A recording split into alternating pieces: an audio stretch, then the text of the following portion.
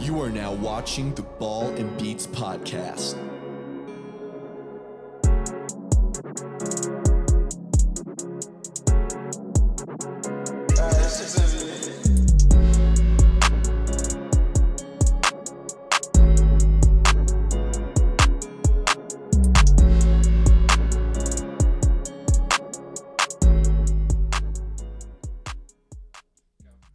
Hello, everybody, and welcome back to episode 101 of the Ball and Beats podcast. We appreciate all of you that watched episode 100 last week. It was a great episode. We had a lot of fun, but it's time to get on the road to 200. So, gentlemen, how are we doing today?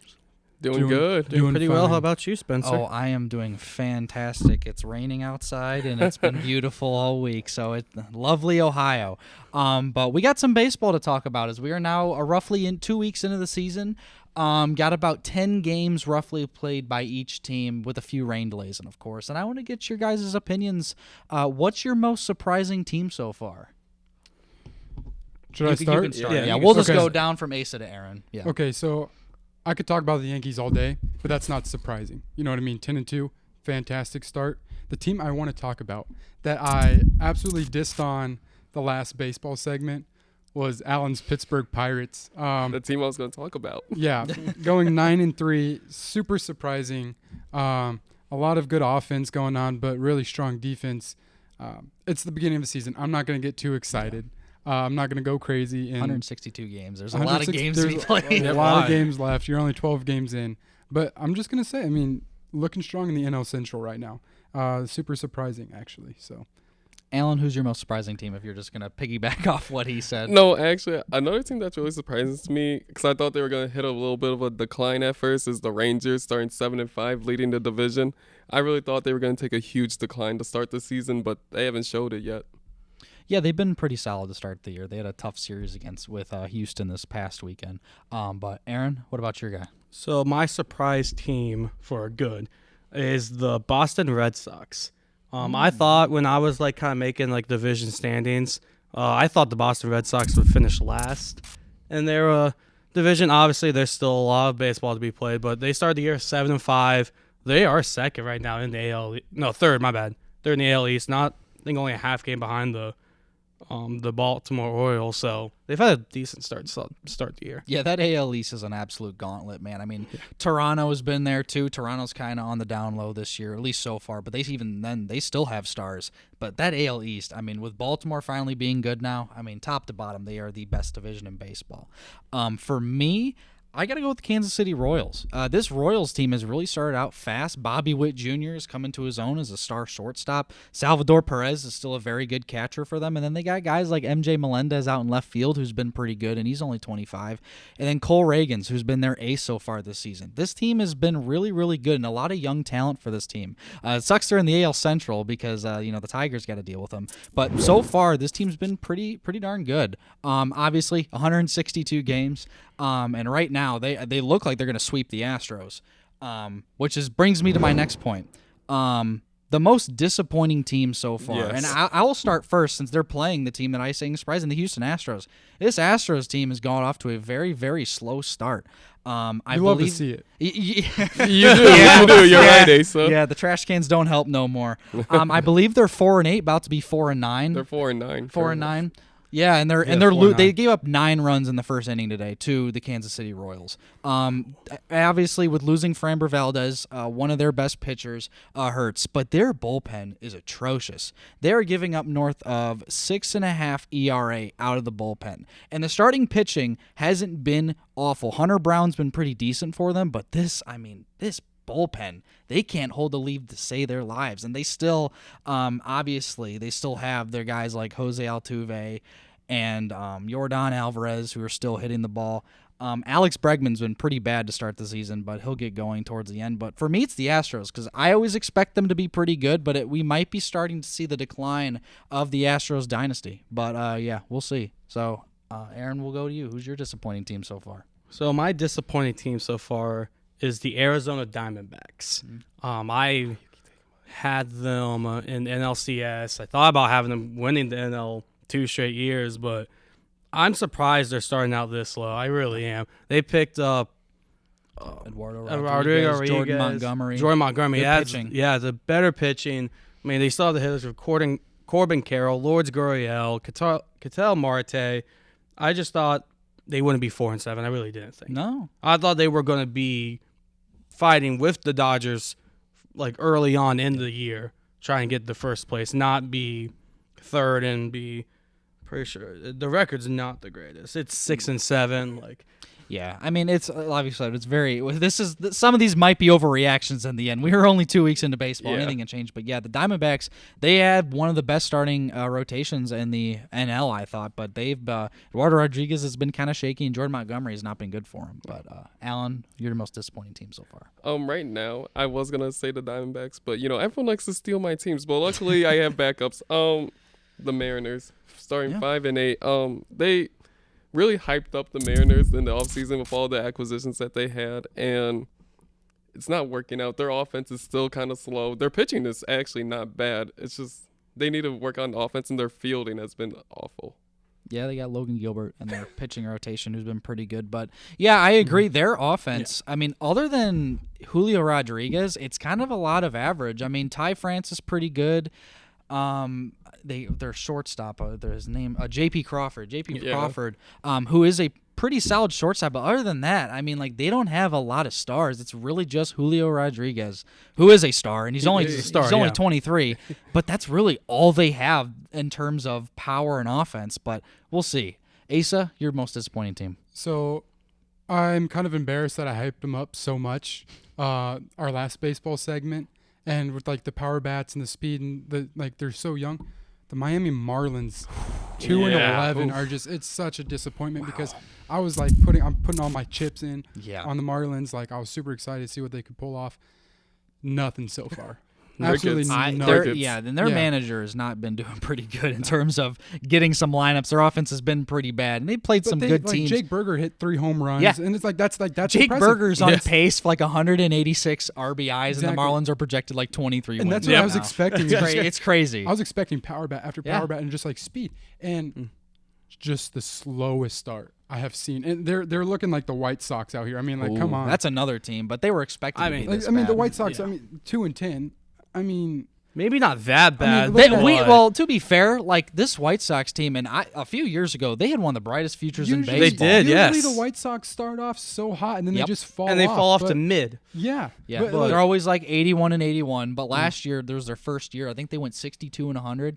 The A's are better than the White Sox. The A's are better than the Astros right now. They're 4-8. Yeah, they beat the Tigers in Detroit, and they went and beat the Rangers too in Texas. Yeah. So that was crazy. The A's this lineup. They want it, baby. They want it. And Ruiz is even they want to go to Sacramento, which is another thing. The craziest thing is that Esteury Ruiz is even in the lineup. Nope. He's in AAA right now.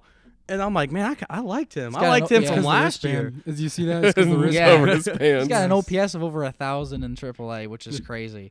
But now I want to move. What is your most important acquisition of the offseason for a team this far? It could be, obviously it's very, very young into the season, but a player that right now is making a huge impact on a team. And for me, it's got to be Juan Soto. Juan Soto's hitting 360 right now. He is the best player on the Yankees right now. He's got 2 home runs, 12 RBIs, and he's got over 1,000 OPS. This dude, we knew he was good, and he just wasn't in a great situation in San Diego, but now, I mean, he is taking off, and the Yankees are looking like one of the best teams in baseball. So, they had a bad year last year. They went all in, and it is paying off for them so far. So I got to go with the Yankees. So my player is Corbin Burns, the pitcher. Yeah. He is now the ace of the Baltimore Orioles. I mean, we all remember the opening day game he had. All he gave up was the Mike Trout home run in the first inning, and that was it. It's in 3 games. He's 2-0. His ERA is a 1.93. He's only given up 12 hits in 3 games, only 4 runs. Like, it's earned runs, 2 home runs, but one of them was Mike Trout, so you can kind of let that one slide. It's Mike Trout. It's Mike Trout. But he even has 20 Ks, so he's almost averaging 7 Ks a game too. So he's still even getting strikeouts as well. He's been, for me, really good for the Orioles. He really has. No, and the Orioles, I don't know, have you guys seen their AAA team? Yes. How crazy it is? They got like 6 guys with over 1,000 OPS, Used And to be 7. Yeah, it used to be 7. Now Jackson Holiday, who was the number 1 pick a few years ago on the Orioles, which is, they're looking like a wagon way early into the season. But, I mean, this offense is unstoppable. But their AAA team, the Norfolk Tides, it is absolutely crazy to see how much talent this team has in their farm system. Alan, what about you? I do want to sort of piggyback off of that because of the other player that they traded, Trent Grisham. Now, I know for the Yankees he hasn't been as good as Juan Soto because he's not Juan Soto, but I do think that was still one of the better pickups for them. I think, honestly, that was the best trade that they could have gotten out of the Padres. Yeah, I mean, Trent Grisham was pretty solid with the Padres, and he's a pretty good rotational guy for their outfield, so I could see that. And then Asa? So Chicago Cub, because that's my team, Shota Iminanga from Japan. Yeah. And he's kind of an older pickup, like 30 years old. That's I would say a little old for That's a an pickup. old rookie. That's an old rookie. Yeah.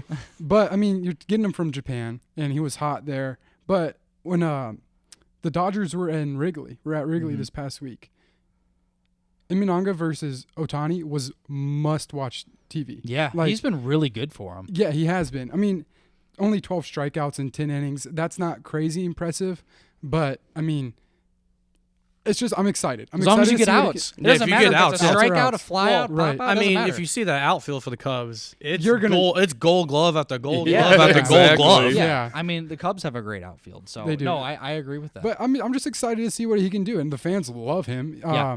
So I'm just, as a Cubs fan, I'm super excited to see what he can I do because saw- our pitching is kind of shaky. Yeah. at times, Well, especially now that Wicks and Justin Hendricks Steele and got injured. That Steele, hurts. That So- hurts a That lot. definitely hurts. So yeah, And Can I we have the saw Cubs what- outfield? Yeah. Yay. Yeah. No, we got Mark Canna. No, but and I also like that he his introductory press conference. He wanted Chelsea Dagger to be his song because like Chicago with the yeah. Blackhawks. Yep. It's Yeah. a song that unites everybody in Chicago, which Yeah. I thought that was Yeah. pretty cool. And obviously we could have said Otani or we could have said Yamamoto for the Dodgers, but they comes Yamamoto with had a something. terrible first start. Yeah, he did. He's And been really bad for him so far. And Otani has his own set of problems. Yeah. Yeah. And we will talk more about that as time goes on because we don't know the information right now. We're learning more as time goes on. But that'll do it for our baseball segment. And when we come back, it's time for music and entertainment. Stick around.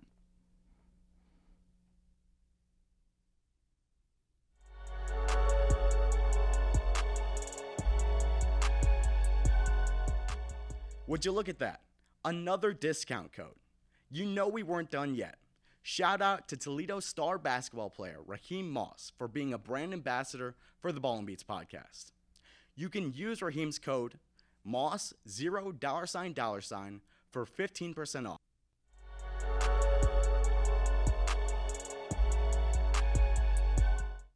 I see you guys have made it to this point of the video, and you still haven't gone to ballandbeatshop.com? Y'all need to pause that video right now and go get some B&B merch. Shout out to the best cameraman, Willie T.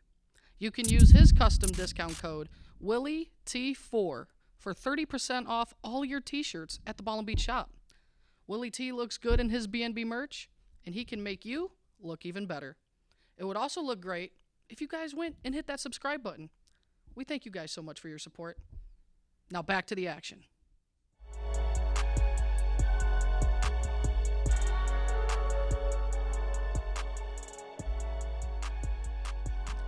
Hi, and welcome back to the Ball and Beats podcast. Now this is the music and entertainment section. Well, to start off with, I just want to say rest in peace to O.J. Simpson. Yeah. Yeah. Rest in peace. Rest in peace. More like rest in piss. I hope. Wow. I hope your family losing sleep. No. Oh, wow. That's a little overboard. There, Christian. But, O.J. Simpson, what a character. What a interesting figure for sure. Known for other things besides what his career was on the football field. But I yeah, thought you were about to say career in the court. Oh, you No. could say that. you could say that too. But yeah, rest in peace to O.J. Simpson, Hall of Fame football player.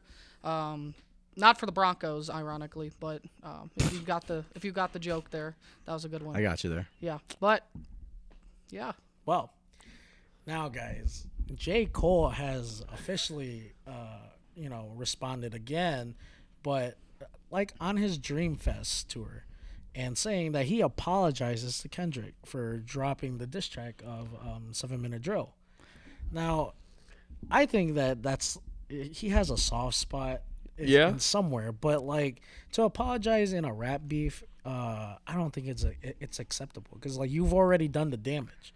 You know what I mean? And like I get it that it doesn't sit well with him, like because I know he wants to look back and he says like, oh, I never got to kick it with that man, but like he did. So it's just like, what's the point of even apologizing to everybody, to like 1,000, a million of people that went to the Dreamfest Fest, and basically apologizing? And like I don't know, I think Joe Budden was kind of right saying that he was too friendly about it. Do we even consider like the Kendrick and J. Cole even beef? No, Not- the beef is more with J. Cole and Drake, I would say. Yeah. So we got to play a little catch up here because a lot has happened over the last week. We've seen J. Cole drop his response, and now he's retracted it. I think that this is just a situation of J. Cole kind of being influenced by his peers, maybe, Yeah. and maybe giving into a little bit of peer pressure. And I was a little bit surprised to see that he was the first one to respond.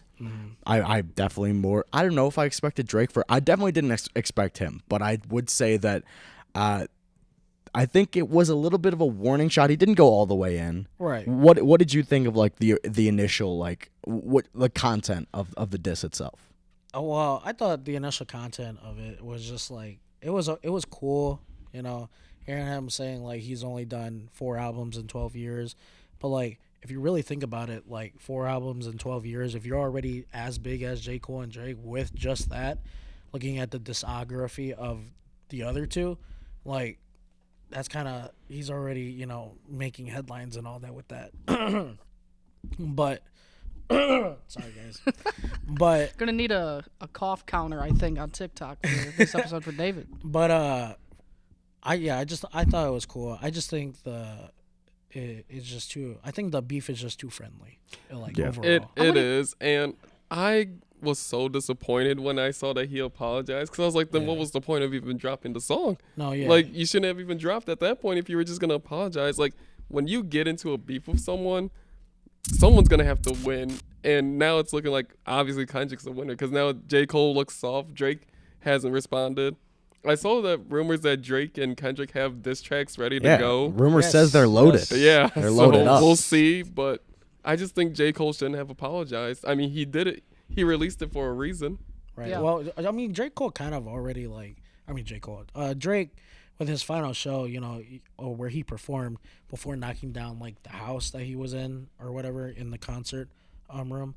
Basically, like there was like a whiteboard that had a bunch of words on it and say, you know, he was describing about the rap industry, saying that it's always going to be competition. And there's never a little ounce of fresh air that's just like, oh, you know, we could be cool, you know, we can be friends. Like I think, and plus I think we've already had that area of being friendly anyways. We got like multiple features that, you know, we never thought that would, you know, collab or anything like that. Yeah, especially collaboration projects with 2 or 3 or 4 people. So I think, you know, being done with that era, I think we need to go back to the OG era, and like competition is like well needed. Yeah, it definitely is needed, specifically in today's rap game, as Christian kind of talked a little bit about that in past episodes. You can't even call this a beef anymore between Kendrick and J. Cole. It's not. No. It's not. He apologized. He said he feels some type of way. You know, he's got respect for Kendrick. That's not beef at all. Right. That's not, there's no beef there with J. Cole and Kendrick. Don't even think about them that way. You just have to look at Kendrick and Drake now at this rate. Yeah, at that point. Well, it's just like, you know, how much damage has Drake done to Kendrick? Like, that's my question. Because, like, I don't personally know. If you really think about it, they've been beefing for quite some time. I mean, Ever since Control? You're talking... Even before that? You're talking really like a even before decade that. almost of actual beef, if you really want to talk about it. Like, it goes back so far. And now I think you're just at the heat of it. And I think this is going to be the prime of that beef. And who knows? It'll probably get settled at some point. I think we're even at the heat of it with, you know, maybe something happening this Friday with Metro Boomin and Future's album. The follow-up. We Still Don't Trust You. It's a follow-up of the other album that came out like a month ago or so. Or no, 2 weeks ago. Yeah. And there's like I heard a bunch of new features on it, but you know it's still a continuation of that first album. It's not a deluxe though. That's what Metro Boomin tweeted, but it will be a whole separate project from that. Now, are we expecting like Kendrick to go back? I feel for like we have another to have. verse? I feel like we have to have some like continuation of the beef. I don't know if Kendrick's gonna be on it, but I think that we'll have some sort of new development with this project. At least that's I think what the fans are expecting. Right. Well, I'm at least happy to hear that 21 isn't, beefing with anybody. Yeah. Because, Yeah. he's friends with Metro. He's friends with Drake. Obviously, we saw him reposting about Drake's album with Her Loss, even though he was a part of it. Congratulating him on, like, more streams and all that. But, the song Like That was also, for 18 days, has 1 million sells. Wow. That's For 18 days. insane. That's, For 18 that's days? that's a first for 2024. I said it's a seismic moment in hip hop. I think that this is going to be something that people remember, and I think that this is only. I hope this is only getting started because I think that this is something that has gotten a lot of people talking, and it's gotten a lot of people more interested and more engaged. Not only the fans, but also the rappers involved. Well, I also like what was very interesting to me. Like, I was very surprised to hear about it, but apparently that's Kendrick Lamar's first long time number one. It's only Yeah, been that's number not one that for 2 to surprising. 3 weeks. Like, Yeah. I thought Humble was longer, Oh Yeah. but like that was I a guess massive not. song. I guess this is his like longest number one. Yeah. But what are your guys' opinions on what it will be your opinion on the We Still Don't Trust You album? I'm excited for it. I'm excited to see what this continuation is. I'm hoping for a 21 Savage feature because Metro, Future, and 21 Savage, they always make good music together. And Yes. I was expecting a 21 Savage feature on the last one, but we didn't get it. So hopefully he's on this one. But I think it's going to be another solid outing. Yeah, I'd be shocked if we didn't see a 21 feature. If we're getting back-to-back Metro albums and 21 isn't on it, that's going to raise some eyebrows, see where his allegiance lie. But yeah, I think that regardless of the beef, like I think we kind of get lost in the beef of like, but we have to remember like Future and Metro aren't really a part of this. I mean, they kind of are behind the scenes, but Future and Metro really just made a collab album, and Like That is just happened to be one of the songs on the album. Right. So I think that just from the music standpoint, I'm very excited for this, hearing that it's not just a deluxe, it's a whole new album.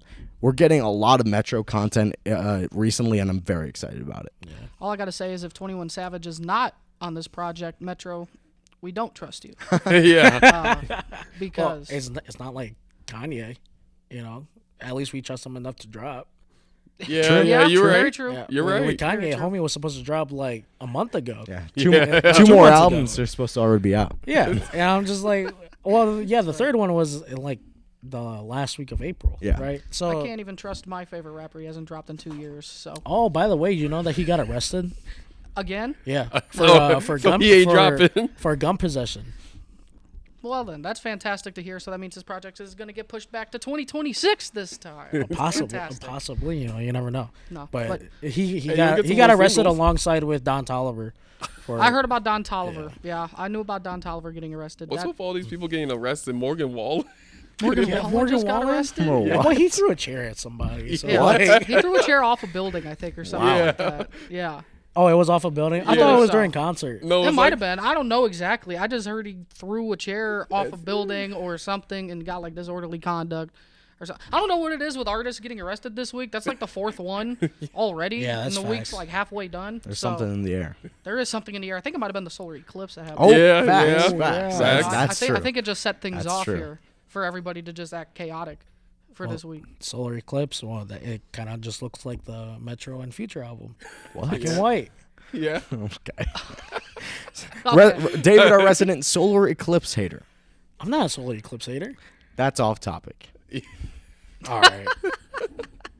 Anyways, yeah, that's all I have for music and entertainment today. But we'll be back.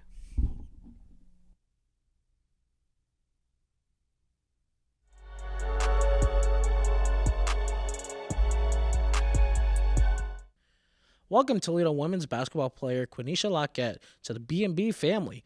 We want to welcome her with her own discount code. You can go to ballandbeachshop.com and use code QL$ for 20% off all hoodies at our shop. If Q is a fan of our merch, then you will be too. Back to the show.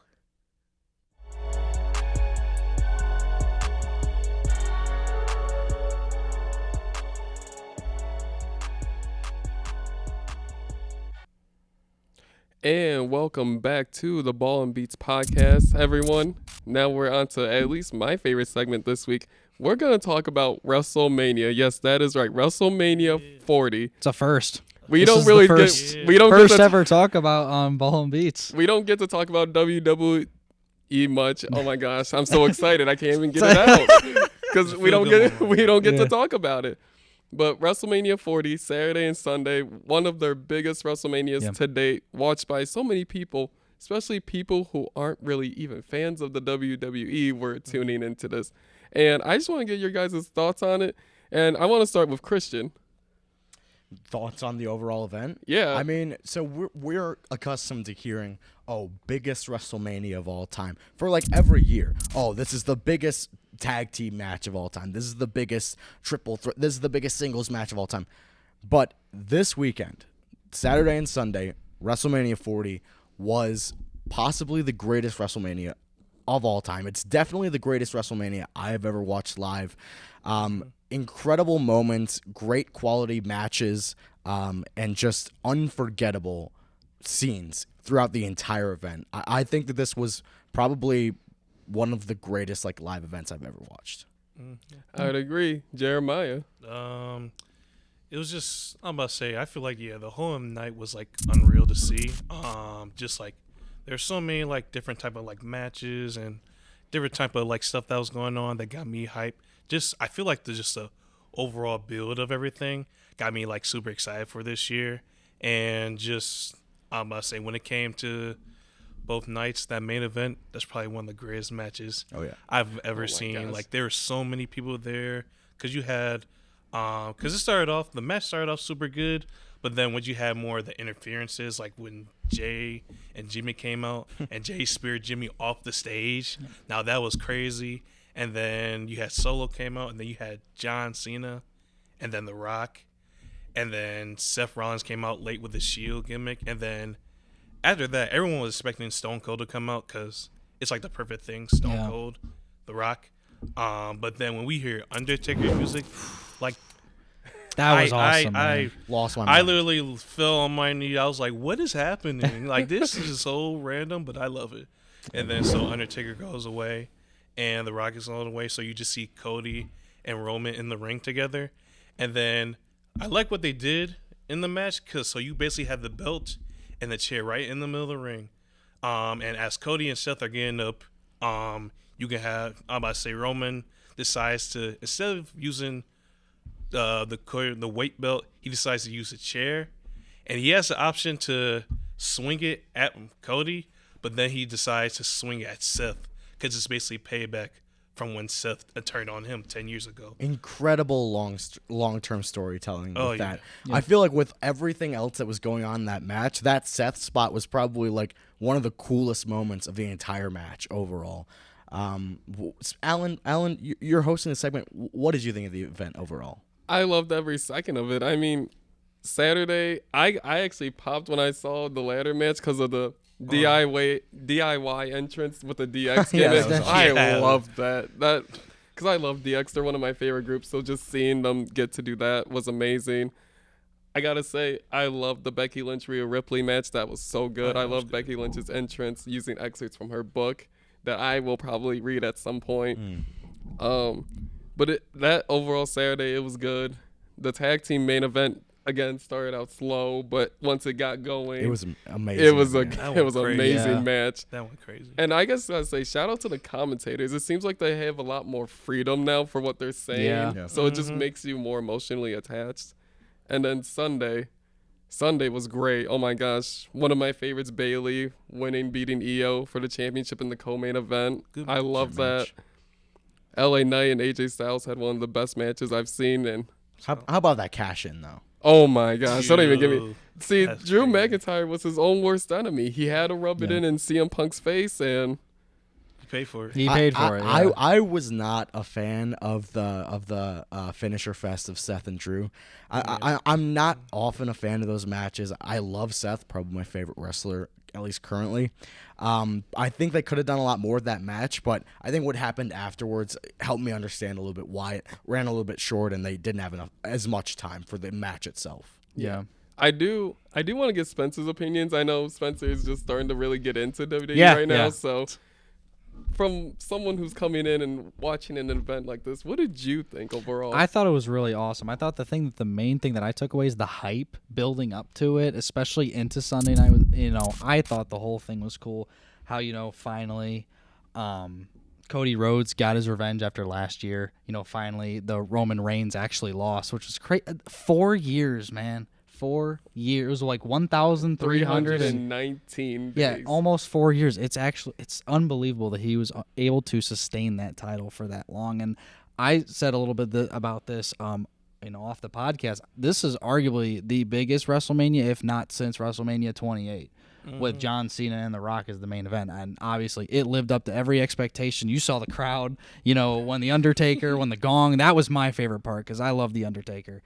But no, it was really, really cool to see, to get more experience with it. Yeah. And overall, what a week for WWE it was. I mean, again, this is like one of their most watched WrestleManias. Again, you have people who don't really watch the product who are chiming in. You had Shannon Sharp and Ocho Cinco talking about it. That was cool. That's how big it was. It was massive. Like, it reached everyone. And I think at this point, more people just need to put more respect on it. And also shout out Logan Paul. I mean, one of my favorite celebrity performers of all time. True professional. Really. Yeah. He's we've seen plenty of celebrities like chime in the WWE, have a match here or there. But Logan Paul is now a full-time WWE superstar. Obviously, he does his podcast on the side, but he is very serious about this company and about this industry. And it shows throughout his performances. Every single match, he gets better and better. And I'm more of a Jake Paul guy myself, but Logan, you're winning me over with these performances. And on his last podcast episode, Logan Paul, he said that the WWE it was harder than his fight with Floyd Mayweather because not only do you have to go out there and perform in front of so many people, he's like, you have to remember the moveset, you have to remember your timing, and he's like, if you get it wrong, you're probably gonna get hurt. Get hurt. Like, if you're not ready for it, I mean, a choke slam only comes. So if you're not ready for that, you're gonna be screwed. Ask Speed about that RKO. Oh my God, Speed got thrown, man. Not just the RKO. How about the kick? Yeah. Randy's a big guy, and that kick looked like it was a real. The fact that Randy Orton also barked before he barked and then he threw him to the ground was absolutely hilarious. But I mean, show with his neck brace, because again, he's not a professional wrestler. No. Randy Orton is a big guy, so it's just like, What was your guys' favorite match of night one? I think that ladder match was probably my favorite match of night. That one was good. Just because of how crazy it was, like with all that happened. Yeah. Because you have the giant Gargano where that move he did on the outside, and then you had Ciampa hit his move off the top of the ladder, and then just overall, just R-Truth win the match just made my favorite. Yeah. You, Alan?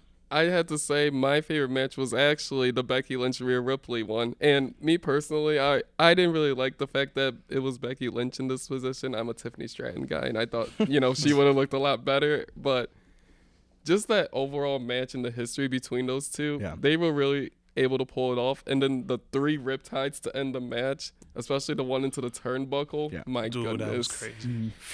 It's crazy we haven't mentioned this match. I mean, Gunther and Sami Zayn. Oh yeah, that was good. That's my match of the night for night one. We talk about Roman's massive historical reign. Gunther had an equally historic reign. Maybe not equally historic. He's the longest reigning. Right, in terms of the Intercontinental Championship, it was a massive reign.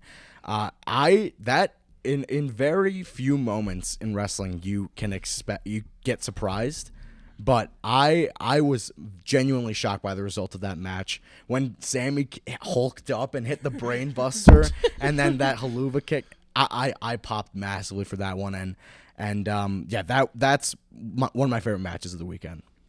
Right. I was about to say, what's another? I think, the ladder match. I was going to say, The Rock. I was about to say The Rock, Roman Reigns, that tag team match. Oh, yeah. Yeah, it started off super slow. It's one of the, slowest matches that I've personally seen. But once it started going and going, it became something special at the end. So I personally enjoyed it, and it led to probably one of the greatest main events of all time. Yeah. Spencer, you got anything? Or all right, well, Nope, that's pretty much it. I mean, those were the best Amazing matches. weekend. Yeah, Just it was a look- great weekend. just an overall amazing weekend, and unfortunately, we have to go to our other segments. I do want to continue because I just love watching WWE. I know Christian's booing, but Congrats, Cody Well, Rhodes. oh yeah, again, congrats for Congratulations. finishing Congrats the finally. story. Finishing Yeah. the story. And Triple H, shout out to you. I am a Paul Levesque guy. Oh, yeah. I love you, Triple H. Thank you for reviving our love of WWE. if I somehow personally just go up to him, shake his hand, I'd be give like, him a "Thank hug. you." I'd give him a hug, like a promise you. big hug. And with that, we will be Okay, back. AJ, calm down. exactly. And with that, we will be back with our basketball segment. You're listening to the Ball and Beats and watching. We'll be back.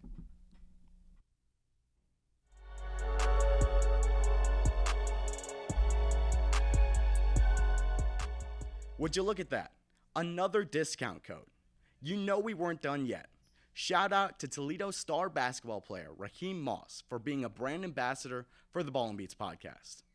You can use Raheem's code Moss $0 for 15% off with a minimum purchase of $25 at ballandbeatshop.com. If Raheem is a fan of our merch, we know you will be too.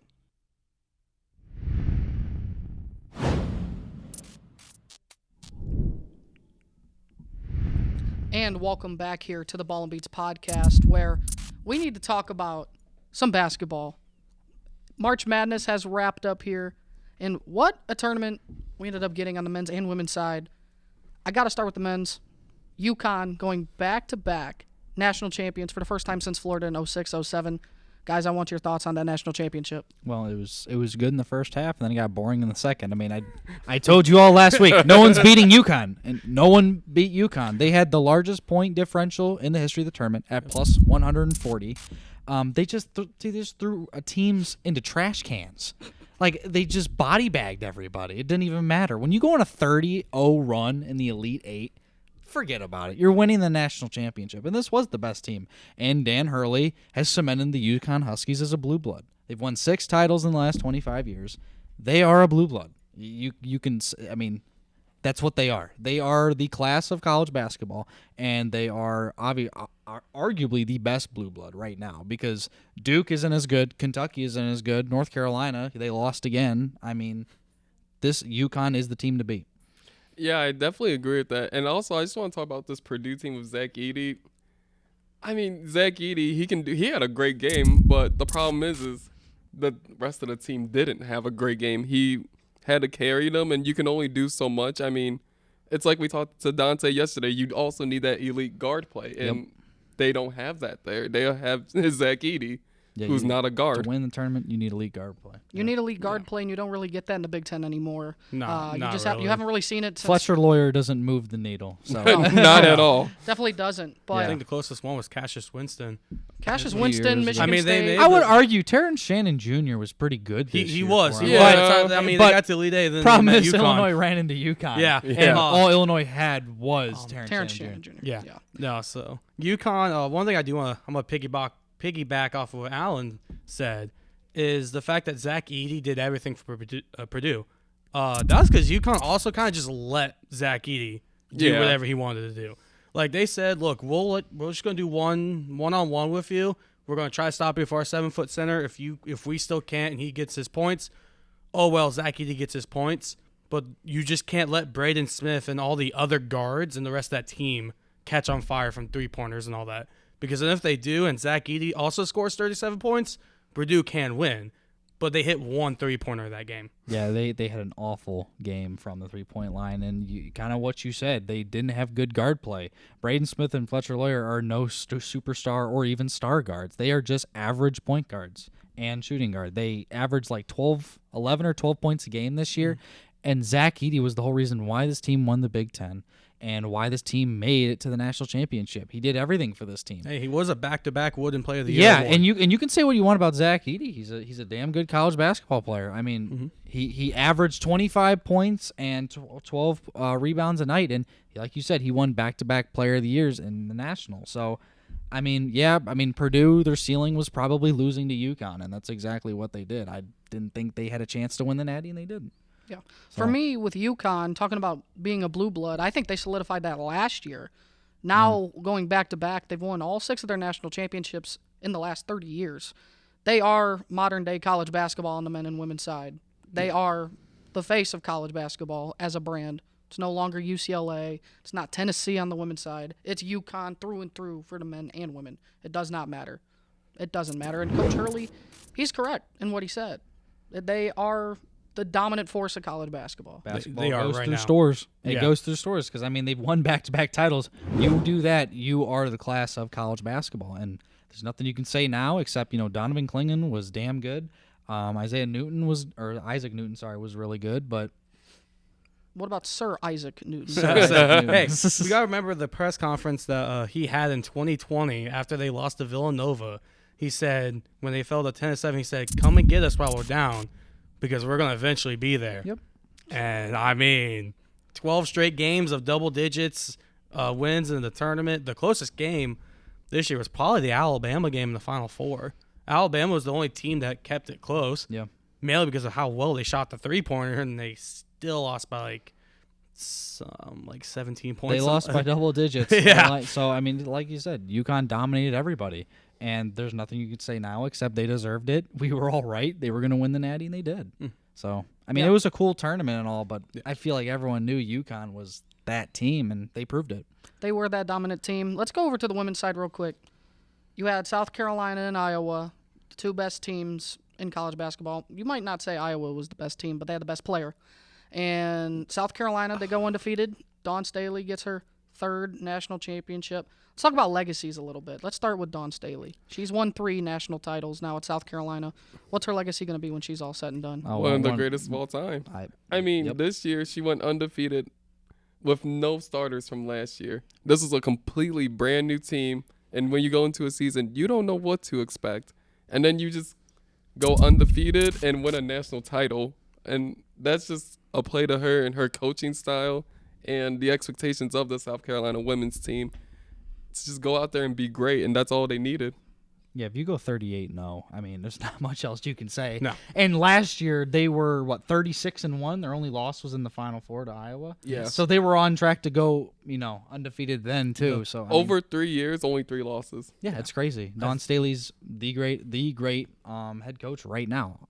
I'd pick her over anybody right now. She's a damn good recruiter, and if you almost go back-to-back and are undefeated in back-to-back years, I don't think you can really say much other than you are the GOAT right now. I'll say it's 74-1. Yeah, Yeah. In the exactly. past 2 years. Like, I don't know what else you're supposed to say. See, I'm just going to describe it as she's becoming the newer, modern age Gino Auriemma. Gino Auriemma, Pat Summitt kind of coach. Because like when all of them were really dominant, they were dominant. We all remember Breonna Stewart back in UConn. They won 4 straight all the titles. time. Yep. Yeah. Oh my Dawn gosh. Staley, like you said, 1 game away from 3 straight titles. So Yes. she's on that level right now. Yep. Of getting there, She is. being like one of the greatest. Now let's go to the other side. Dawn Staley herself, after the championship game, mentioned Kaylin Clark and pretty much thanked her for everything she did for women's basketball. If you look at her career all-time leader in points scored, 0-2 in national championships, but you could argue she went up against teams that were just better than Iowa. Yeah. Is Kaylin Clark the best women's basketball player of all time in Yes. college? Yes. scored She has all the records, but She scored the most points. And the problem with the team this year, they had 0 bench points in that championship was loss. awful. Like Yeah.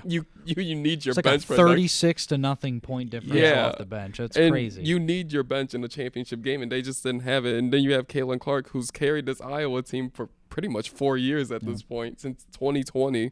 And I'm sad that she didn't win a title, but I also think she had the best career still without it. Oh yeah, no, she is the GOAT. She's gotten all the awards, all the acclamations. They're retiring her jersey at Iowa. Yeah, no I was one will gonna wear mention that. 22. So you get your jersey retired. You lead the NCAA in scoring of all time, men's and women's. Yeah, of course you're the GOAT. And I don't know if you guys saw this, but the number 1 pick in the WNBA draft, The Indiana Fever have it. Yeah. The Indiana Fever have 36 nationally Yes. televised games Of their next year. 40 games, yeah. Yeah, of their Last 40 games. year, they That's had the Caitlin Clark effect. She's not even on the team yet. She hasn't been drafted yet. Fun fact, they only had 6 national televised games last season. Yeah, 30 more. And that's what Caitlin Clark does. She gets eyeballs on her. People want to watch her play. One more thing as well about that national championship game between Iowa and South Carolina. The most viewed basketball game, men's or women's in college, and NBA viewed in the last 5 years. Almost 19 million people Almost 19 million. viewed that basketball game live. That's one hell of a stat for women's basketball and what it means for its future as a sport.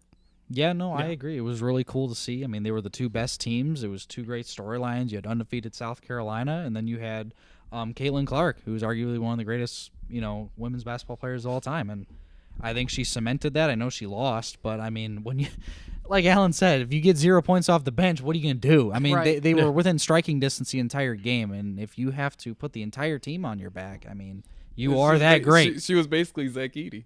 Yeah, you are that great, and congrats to her. She's going to do great things in the WNBA, and hopefully all the best. I do also want to touch upon a coach that is retiring, Stanford's Taylor Vanderbilt. Yes. What a legacy she's leaving behind. Her overall record, she's the winningest coach of all time. Yes. With a record of 1,216 wins and 271 losses. Crazy. Stanford.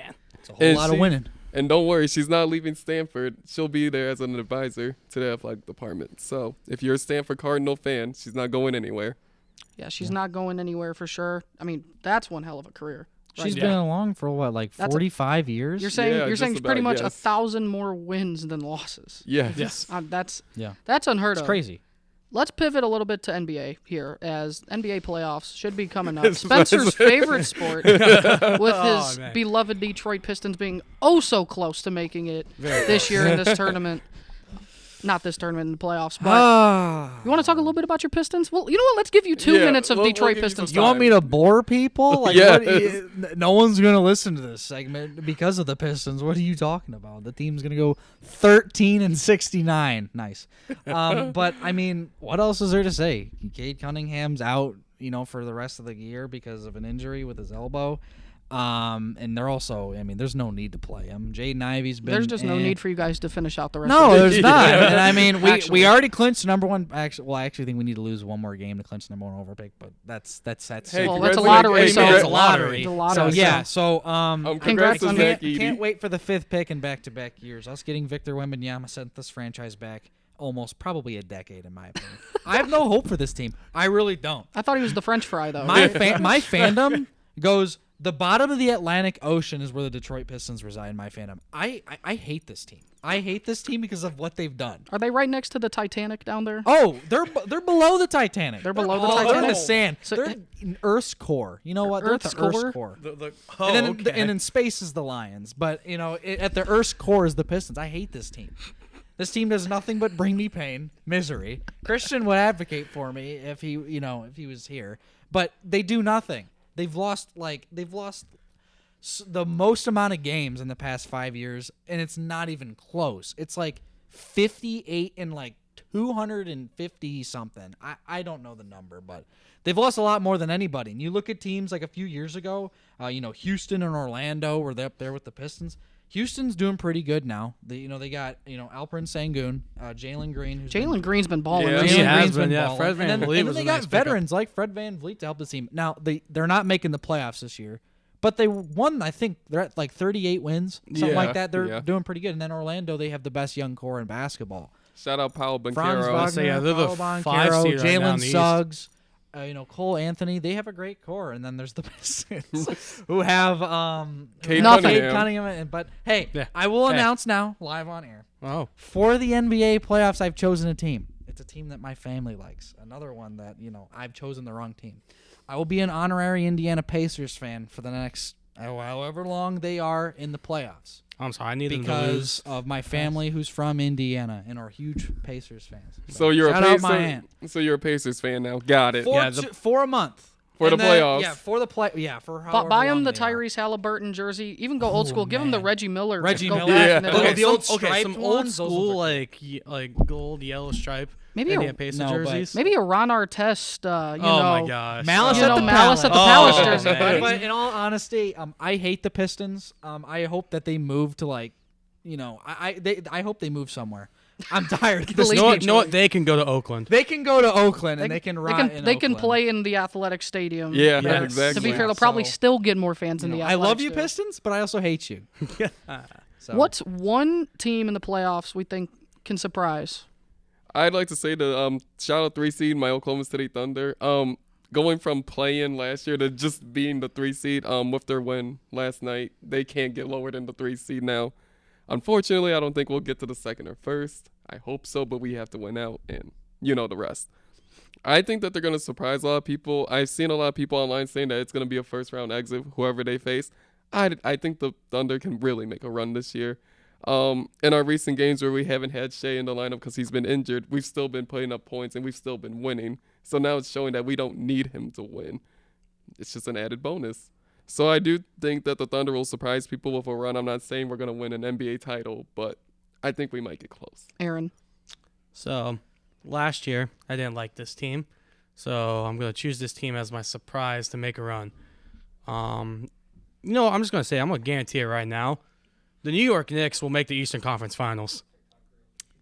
The Even Knicks- without Julius Randle, Yes. huh? Okay. They have Jalen Brunson. That man right now is playing like an all-NBA first-team player right now. Like, if you still was the old format with the two guards, it would be crazy to try to pick between Luka, him, and Shea. But no, the Knicks right now, they're looking a lot better than Cavaliers. They're looking a lot better than the Bucks, and the Bucks just lost Giannis to an injury. The 76ers, Joel Embiid, he's trying to get back from the injury. Sixers are He looks gassed after about 30 minutes of a game, and he's Celtics- probably going to be playing about 40 minutes a game. And the Celtics, you are just- the Celtics. They like to play with their food. So Yeah. Yes. they'll just probably blow another 20-point lead in the fourth quarter. I mean, the Miami Heat, they'll probably pull Miami Heat, but there's just They something got about to this- get out the play in, and their They offense do. has not been great this year at all. And I think the Magic and the Pacers are just too young for the Knicks. I don't know. There's just something about this Knicks team this year. I don't like saying it, but I think they can make Eastern Conference Finals. Not even your Cavs? Man, No, the I'm Cavs not don't- liking the Cavs looking don't right look now. good right now. I'm just praying that we play like somehow we get to the 4 seed and the Pacers somehow get to the 5 seed, and that's what we play in the first round. Because I don't want to play the Magic. I don't want to play the Knicks. I don't want to play the Heat. I don't want to play the 76ers. Like The Pacers get swept in the first round. I just won't ever. the follow Pacers basketball is ever like the again. only team I really want to play right now in the playoffs. Yeah, no. For me, it's the Orlando Magic. It's the team I wish the Pistons were. They have so much young talent, and it all developed, unlike Detroit. But no, in all seriousness, like Paolo Banchero and Franz Wagner are, two great forwards. They're two great young forwards, and I think that they can make a run. Jalen Suggs has been pretty good for him at that shooting guard position. Cole Anthony's been helping him out. I just think Orlando has a good shot, and I just.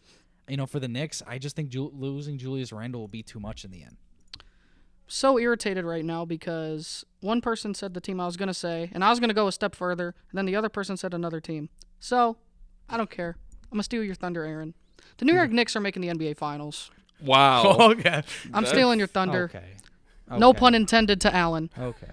The New York Knicks are winning the Eastern Conference. Wow. That's... We just let anybody get on here now. We just let anyone Shout out our have. TikTok comments. I'm just gonna say right now, if the Listen. Celtics somehow don't win the East this year, That's what I'm saying. just, I don't even know what That's to say. too much, man. Maybe Too fire much. the coach. Like, there's no reason why the They don't Celtics have shouldn't win the Julius East. Randle. They're second. Well, yeah, second best player. Jalen Brunson's their number one right They now. let anyone start a podcast out there, guys. I just want you They're to know. right. Hey, They do. Thank you, You, TikTok. you fans see at this home. equipment right here? Apparently, it's very cheap according to the TikTok comments. The New York Knicks and Stephen A. Stephen A. is going to be rejoicing in that studio in New York City I don't see it. and in I don't LA. either. I can't. I'm telling you right now, Stephen A., you're going to have a There big is- smile on your face. there is no Come reason. June, when your But why? New York Knicks I don't know. make in the I mean, NBA I can make a Finals. Give a case reason about Eastern why. Conference Give, Finals. give like an actual good reason why, because they don't have Julius Randle. They do not have Julius Randle. They have Jalen Brunson. I think Can he Jalen Brunson beat is the a. Celtics by I think himself? Jalen Brunson. There's a second. No, there's a I think- second player I can One on mention. 5? If I think I know who you're about to mention. You got Jalen Brunson. Do not say You got- OG Anunoby. Anunoby's been a baller for Do him. not say OG Anunoby is. Anunoby's been pretty decent for You him. should see how the Knicks play. You when should he see how the plays. Knicks play Nowhere when near Anunoby Julius. plays. Yeah. Josh Hart's a Good. quality player. Yes. Hartenstein, underrated baller Yes. as well. Don't forget Dante DiVincenzo. DiVincenzo, Alan's the favorite college genuinely, the Don't Celtics, remind the me. Celtics choke in the playoffs most of the time. I don't see it. You this have year. so many other questions among teams in the Eastern Conference. Way too many question marks. I think the Knicks are actually pretty solid right now. I think they're one team that looks fairly consistent. Yeah. Regardless of what, their history, everything, to me, I feel like they're probably the safest Celtics bet. look pretty consistent. Besides the Celtics. Yeah. They look pretty it's the- consistent beating the Every- crap out of teams. The Celtics do, but we know what they do when it comes to doing it playoff this year, time. too. They've been think about it. Jason Tatum is the least Clutch player. clutch player in the history of the NBA. They don't need to be clutch when they're blowing out teams. Yeah, exactly. I don't know. You should probably talk about that Cavs game. They blew a 20-point lead to Dean Wade. Just telling you. Hey, the Cavs are Don't trust such them. a hot and cold team. We They'll- are. That's they'll not- beat the Celtics and then they'll lose to Oh, no, don't remind me that week. It was Yeah. beat the Celtics, lose to the Hawks, then beat the Yeah. Timberwolves, and then I forgot who we lost to. the lose next night. to probably the Pistons. No, we haven't lost to you guys yet. Yet. I cannot wait We to don't watch play the them. Pistons make the playoffs again in 2068. That is going to be so amazing to watch. When's NBA draft lottery talk? Or NBA draft talk? NBA draft lottery talk. I mean, we might not do much on this podcast for that this year since, We still have to wait another year for Cooper Flag. exactly. Yeah. Because this draft class might be one of the worst of all I will time. put it down right now, and this would be a hot take. The Pistons will win the number 1 overall pick. You can come back to this. I will guarantee they're going to win the number 1 overall pick because this draft sucks. So then who are they drafting? Alex They're Sarr. drafting Alex Sarr, Alex who Sarr, congrats averages on less than 10 points a game and less than 5 rebounds a game. That's the But number he's like 1 the overall pick. But That's he's how like the good number this 1 draft prospect. is. Yeah. Yeah. That's how good this Hey, draft Zach is. Edey will probably be at first No, round pick. no. I don't want another center. The Pistons have enough centers. They already have like 3 Zach centers. Edey, number 1 overall to the Pistons. You heard it here God. first. if they draft Zach Edey number 1 overall, I will stop being a Pistons fan. I'm sorry, Christian, but I can't with this team anymore. I think we'd have to bleep more stuff out of an episode if Zach Edey's drafted number I 1 already overall don't by like the this Pistons. team. I love you, Pistons, but I hate you. Bring me no joy. That's usually what he said about the Lions, too. It's a very Love yeah. hate. It's a love-hate massive relationship. little love I relationship. think that's just how all Detroit teams work. No, Not the Lions, and Yeah. the Red Wings are actually in the race for the playoffs, and the Tigers, so-so. But it's literally like He just went down a whole pedestal, literally. no Lions. Lions, Wings, Tigers, Pistons. No, actually, all the way down here at the floor. That's the Pistons. They That's what might I bump said. you below the I'm not floor. gonna lie. I think they've surpassed the floor. Yeah. Yeah, that's why I told Yeah, you. they're in the crust. They're in the They're they're at Earth's the core. crust. They're at the core. The core. Yeah. Well, that's okay. Miami Heat, what, though. What would you do? Yeah, if you were the what about Pistons? your Heat? What would you do? What would I do? What would you do if you were the Pistons GM? If I was the Pistons GM? what would you do to fix this team? I'd sell them to Sam Presti Yeah. and have the first owner of 2 professional franchises. And honestly, that's my Because then he could use those thunder so he picks could just with start the throwing money at Pistons. Yeah. everybody. Pat Riley can't throw money at everybody. do you mean? They're supposed to trade for the last 14 best players and just never got any Rest of in them. peace, Damian Lillard to the Heat. Yeah. Damian Don't- Lillard, Kevin do- Durant, do Donovan not- Mitchell. Do not bring that back up. The Do Heat are not looking bring real it up. good without him. They're looking real good. I mean, Offensively, no. they're exactly where they want to be. Yeah. That is very true. They are at the That is 8 very seed. If they're, true. they're Around the there. they're going to be around 8-7 seed. I'm not gonna lie. If they're the 7 seed and some of the Bucks are the 2 seed, I'll pick the Heat over the Bucks this year. Back-to-back years. Bucks and 4 again. Bucks and 4 Oh, again. gosh. We're doing this again? Okay, yep. Bucks and 4 again. I gotta look yeah. to when the draft lottery is. I gotta know. Gotta know when the draft lottery 3 is. more games and then we're done. Then I Well, don't have to you're talk- done. I'm You're not. I'm done. done. Well, The yeah, rest of us. all 3 of us. So, yeah. That's all right, though. Hey, that's going to wrap up this episode here at the Ball and Beats Podcast. Next week, mock draft special, NFL draft coming up in 2 weeks. That is going to be episode 102, wrapping up episode 101. Thank you guys so much for joining us again. We'll see you next week. Take care. Peace out, everyone.